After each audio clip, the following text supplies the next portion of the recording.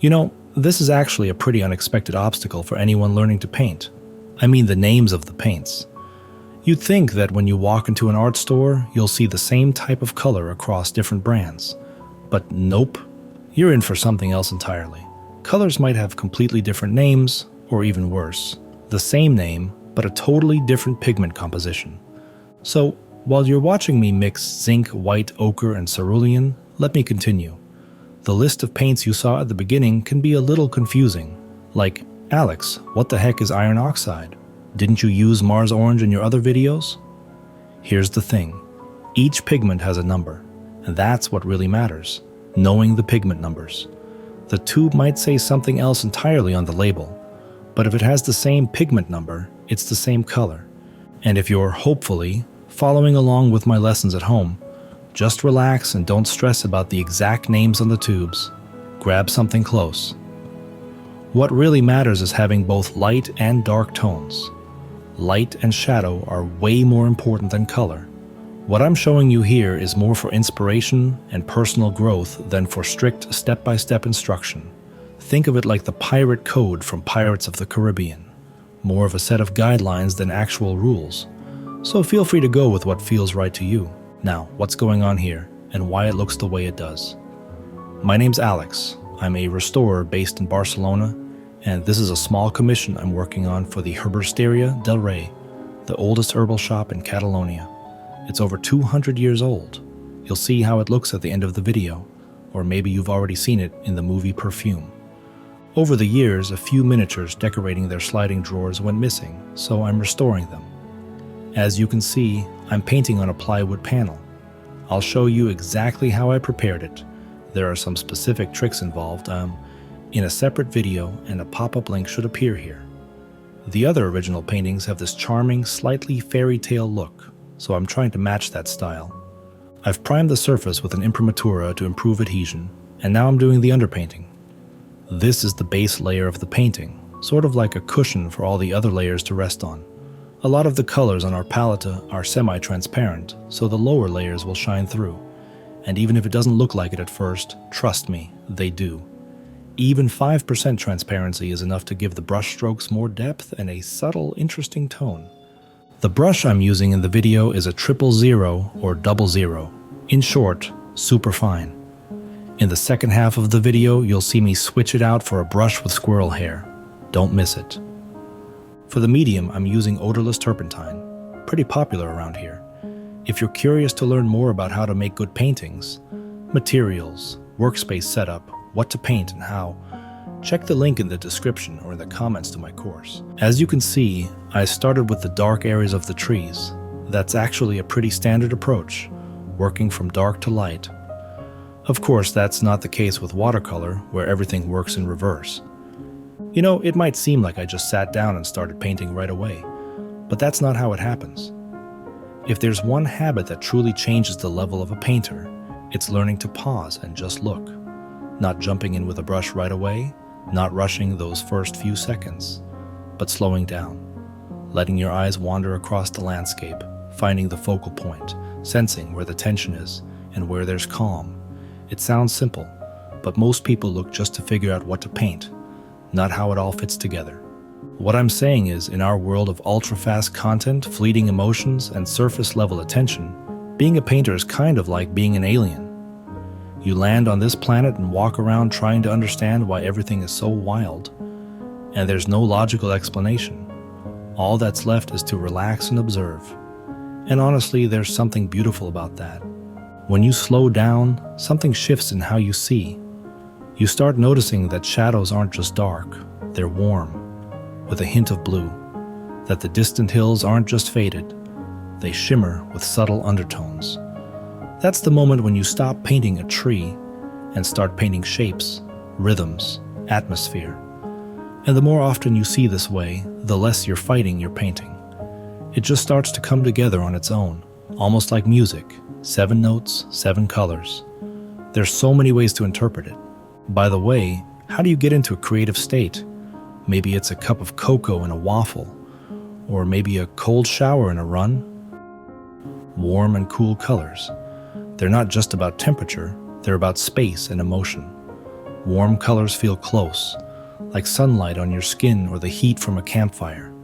Cool colors feel distant, a bit detached, like looking through glass or early morning mist. In landscape painting, that contrast is especially powerful. Add a touch of warm ochre to the foreground, and it pops toward the viewer. A cooler blue on the horizon pulls the eye deeper, inward. That's the classic rule. Warm brings things forward, cool pushes them back. But there's more nuance. Make everything warm, and you get a cheerful, sunny, daytime feel. Go heavy on the cool tones, and suddenly it's quiet, introspective, maybe even a little lonely. But mix the two, that's when real painting begins. A cool shadow on warm grass, ochre breathing in a lilac sky. Those subtleties create mood. Without a single word, the viewer knows where they are and how it feels to be there. And even more important, don't be afraid to use color temperature to express more than just lighting. Sometimes you do not want to paint what it looked like. You want to paint what it felt like. Maybe the sunset was not all that red, but you remember that warmth, like a farewell. Or maybe the scene itself was neutral, but you were deep in thought. So the sky becomes cooler, more distant. And that is perfectly fine. Painting is not photography. What I want to say is, you do not have to try to get everything perfect right away. You build your painting gradually, step by step. Trees, the little house, then back to the trees again. I mention the trees because they got kind of a weird shape right now, but we'll fix that later. Let your attention drift a little and just paint the part that calls to you. That part is often the least artistic at first glance, but your creative brain picks up on it anyway, almost instinctively. That's why it's so important to train your eye. I mean, to look at lots of paintings by great artists. The more you see, the more patterns you start to recognize. A very common trap, not just for beginners by the way, is over-detailing. People think that the more detail they add, the better the painting will look. So they start rendering every single branch, every brick, every fold. But in landscape painting, it actually works the other way around.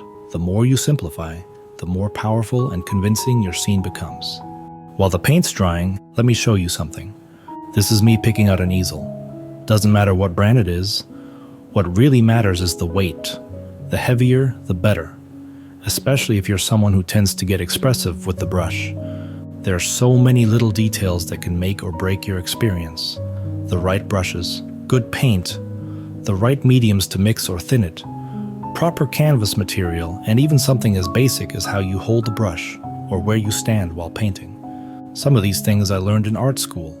Some I picked up from other painters, some came with time. But the one thing I know for sure, never stick to just one teacher. Learn from many and eventually you'll find your own voice. If you're curious, I put together a painting course. It's for beginners, but also for anyone who wants to ground their practice in real technique. It costs about as much as filling up your car, but way less depressing. You pay once and get access for as long as you need. Links in the description. After the first layer dried, I went back to finishing this miniature. Yes, the set of oil paints is the same, I just squeezed them onto the palette differently, but as you can see, the system should still be there. So let's add details to our picture, but do it carefully. Detail matters only when it's in the right place. If everything's detailed, then nothing stands out. Simplification is like editing in film. You show what matters, cut what doesn't, and guide the viewer's attention. One bold, well-placed stroke can say more than 15 carefully rendered lines copied from a photo. Not because it's lazy, but because it's expressive. That's what painting is. Not copying, but seeing and communicating the essence.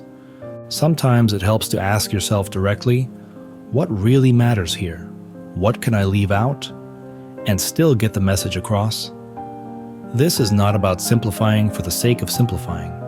It's about clarity. We're not painting one leaf, then another, then the whole forest. We're painting the feeling of the forest, the air between the trees, the light on the leaves. And when you realize that, something opens up. You stop drawing and start building the painting. Like a composer shapes music from sound, not just individual notes. Of course, if you decide to paint a rabbit in a suit reading a newspaper in the middle of the forest, that would be a fun detail. I don't know why that popped into my head. Maybe something out of Alice in Wonderland. Sometimes when you're painting, random thoughts start to flow through your mind. About life, about people, about how things change. And instead of pushing them away, I've learned to just let them come. You don't have to write them down. You don't have to turn them into conclusions. Just give them space. Because oddly enough, in the act of creating, we get closer to ourselves. And if not then, when? In that sense, painting is the perfect form of art therapy. You sit there with your brush and your colors, and at some point you realize you're not just choosing pigments, you're working through something deeper. Maybe something in life isn't quite clicking, and you're putting that on the canvas. Not directly, but through tone, through rhythm, through motion. And it helps. Not because it solves anything, but because you've gone through it in paint, in gesture, in silence. I've noticed that the most honest paintings happen when you're not trying to be smart or a real artist. When you just sit down and paint, as you are without fear of messing up, that's when real self-expression comes out. And the viewer doesn't need a verbal explanation. They feel it because you weren't hiding. And there's no right or wrong, no such thing as too simple or not good enough. There's just you, your feelings, and the sincere attempt to express them. That's incredibly freeing. Even if no one sees the painting, you've already moved closer to yourself. You allowed yourself to be. Maybe that's why I love painting so much. It's not always about the outcome. It's about the process, about sitting down, and for a while everything gets just a bit quieter, a bit clearer. That rare sense of peace we often lose in the chaos of life, it's right here, in the brush, in the breath, in the simple feeling of I am. I may have gone a little off on a philosophical tangent here, but I really think it's all connected. Understanding yourself and the painting process as a whole goes much deeper than just following instructions like, take 2 strokes of ochre and place them here at a 75-degree angle. When you teach like that, students get used to just receiving orders and carrying them out. They stop being creators, they become tools. Of course, there are moments that call for clear direction. For instance, here you can see how the cool, pale road approaches the distant trees, which are dark and, let's say, relatively warm. But as the road comes closer to us, it starts gaining more contrast in value, color, and temperature. Overall, it becomes warmer. That's an important point. But it's also something you can see just by watching the video. So, should I really stop and explain every visible thing, or is it better to use this space to talk about something deeper? Like the mood you're in when you sit down to paint. Yes, we're back to something like art therapy. And I know opinions on that can be a bit controversial. Let's talk about it. There's this common belief that you should only paint when you're in a good mood. That if you're tired, angry, or just feeling empty, you shouldn't even pick up a brush. But honestly, it's usually the opposite. In those moments, painting doesn't get in the way. It saves you. The canvas doesn't ask for your joy. It accepts everything, your confusion, your frustration, your sadness. And so you begin, hesitantly, with a heavy hand, no inspiration. But 5 minutes in, something inside you starts to shift. You're literally painting out the bad mood, not ignoring it, just translating it into color and form. Gray doesn't suddenly become cheerful, but it stops being heavy. It becomes part of the landscape. Red stops screaming with anger. It becomes a warm shape in the sky. It's not magic. It's just honest contact with the material, with yourself, without expectation. Like a conversation where you can finally exhale. Sometimes by the end of a session you realize something feels lighter. Not because the world changed, but because you didn't run from yourself. Painting doesn't fix your problems, but it brings you back to the present, and that's already something powerful. So don't be afraid to paint when you're not okay. Maybe the best way to protect your mental health in difficult times is simply to do something and dedicate that time to yourself. As you can see, we've already made some solid progress. Let's add a bit of texture to the house. This looks like reflected light hitting the bricks of an old historic building. Notice how the reflections in the warm shadow are actually cooler and lighter, while in the lit areas, I added shadows instead. And they're darker. Why? Honestly, just because it looked interesting. And of course, I try to keep a balance between detail and space. In painting, one of the most important themes is composition. When you're painting a landscape, the first instinct is to fit everything in. The sky, the ground, every pretty little bush. But in reality, composition requires choices. What exactly are you trying to say? Sometimes a painting speaks more powerfully if you cut off part of the sky, shifting the frame downward, keeping the viewer closer to the ground, to what's happening. It gives the scene a sense of weight, of presence, of focus, like everything is happening right here at eye level. And other times, it's the opposite. You need to give the sky more room, not for beauty, but for breath. The air above the horizon can become almost a character, the light, the clouds, the colors.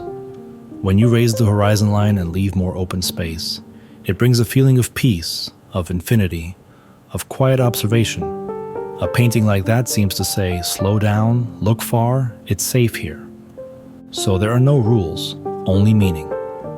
If your piece needs weight, tension, grounded movement, go ahead and crop the sky. But if it needs calm, space, a sense of what lies ahead, let the sky expand. It is not a technical trick, it's a way of setting the tone. You're like a film director, deciding what goes in the frame and what stays out. What I mean is, you decide what matters in your work. Not me, not the rules of painting, and certainly not some very clever art critic. Van Gogh, after all, was considered pretty strange in his time too. This isn't really about painting or even about a specific period in art. It's about human nature and the need to choose for yourself what has meaning. The truth is this, the ability to choose what to leave in and what to take out, is not just the essence of painting, it's the essence of inner freedom. Because the canvas is one of the few places where you truly get to shape reality. It's almost a meditative act. You decide where the sky begins, where the ground ends, how much silence, how much tension, how much light to allow in. And by making those choices, you're learning, again, how to see, how to feel, how to live. Not as an observer, but as a participant. We live in a world where we're constantly being told what to look at, what to value, what's considered beautiful. Social media, advertising, even art history. It's all this massive noise that can drown out your own voice. Start shaping reality on canvas, and you'll be surprised how it starts to carry over into your life. No drama, no revolution, just a slow, steady shift. With each brush stroke, a quiet confidence grows inside. I can choose. First, it's a color, then a shape, and then unexpectedly, the pace of your workday, the boundaries in your relationships, the people you keep close. That's not magic, it's cause and effect. Because once you stop fearing that you'll ruin the drawing, you stop fearing mistakes in life too. We all carry these internal blocks, invisible but tightly wound. That's not how it's done. You're not allowed. This isn't for you. And often we don't even know where they came from. Parents, school, culture, but then you sit down to paint, and suddenly you notice you're hesitating to use a bold color, or afraid to crop an object for more impact. And in that moment, you're not just painting, you're coming face to face with something deeper, and you get to choose, follow it, or question it. Now, I'm not saying break every rule. Sometimes rules protect us. Sometimes they make sense. But you do have the right to ask, is this rule mine, or just something I picked up along the way?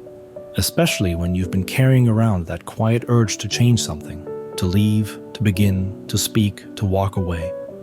Painting is a quiet yet powerful way to train that muscle, the right to choose. Not to prove a point, not out of spite, but truly from the inside. And sometimes one small choice on the canvas is enough to bring just a little more air into your life. And now we're going to take this little piece of a big project to the place where it belongs, and add a bit of ourselves to it. I hope whoever sees this painting in real life enjoys it.